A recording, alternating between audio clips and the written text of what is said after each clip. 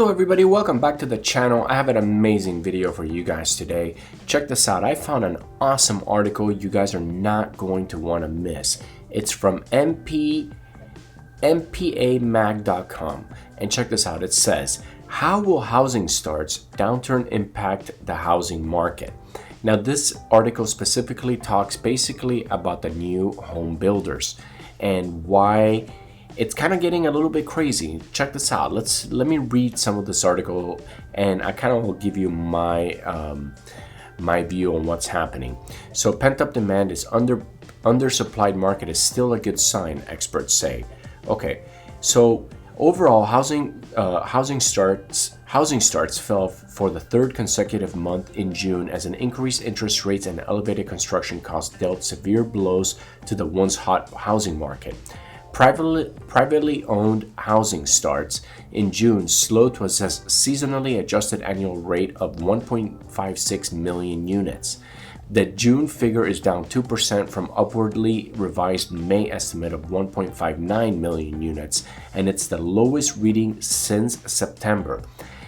Rising mortgage rates continue to impact this industry, and the availability of labor and material continues to slow the rate of new starts. There is a lot of uncertainty around the future conditions and lingering possibility of a recession that has caused both builders and buyers to take a temporary pause as they adjust for evolving market. This is kind of like a worst case scenario, but kind of good in a way to keep the prices up, because this is keeping the inventory, a lot lower, right? Because there's, it's becoming too expensive to buy a house. But here's the problem, guys, is that there's a lot of people that work. This is an industry. People need that money. Like people that are builders, people that are suppliers, they need to be to be moving product. They need to be, working. And if we have less homes that are being started, well, guess what's going to happen? You're going to have layoffs. And when you have layoffs, you will see kind of like a downturn in the economy, which will cause the market to crash, which could possibly, have amazing deals out there for anyone who is looking to buy a house. Now here, let me keep reading. The monthly decline was driven by a slide in single family starts, down 8.1% month over month to 982,000 units. Meanwhile, the rate for multifamily home building in June was 568,000. Single-family starts are retreating on higher construction costs and interest rates, and this decline is reflected in our latest builder survey, which shows a steep drop in builder sentiment for the single-family market.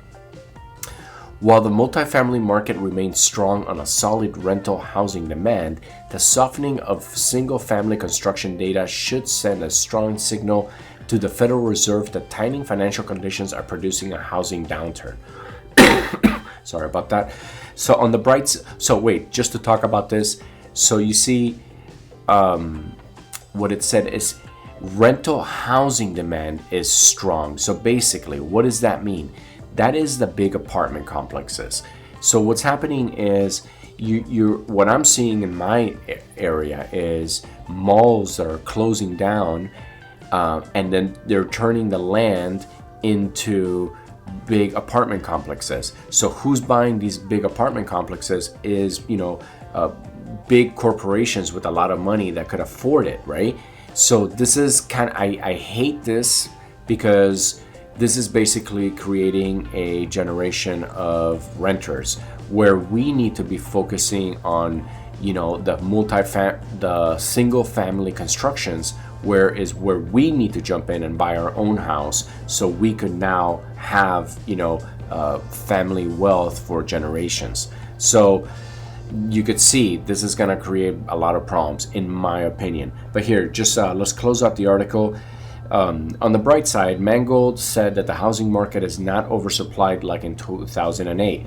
There are many reasons to retain a positive outlook within this for-sale market. Demographic drivers continue to indicate pent-up demand for housing, and many builders are still playing catch-up after the previous years of undersupply in the market. So I kind of agree, but we just need to look at the economy, because if the economy starts kind of heading south, you are going to see all this change, and everybody's going to change their tune.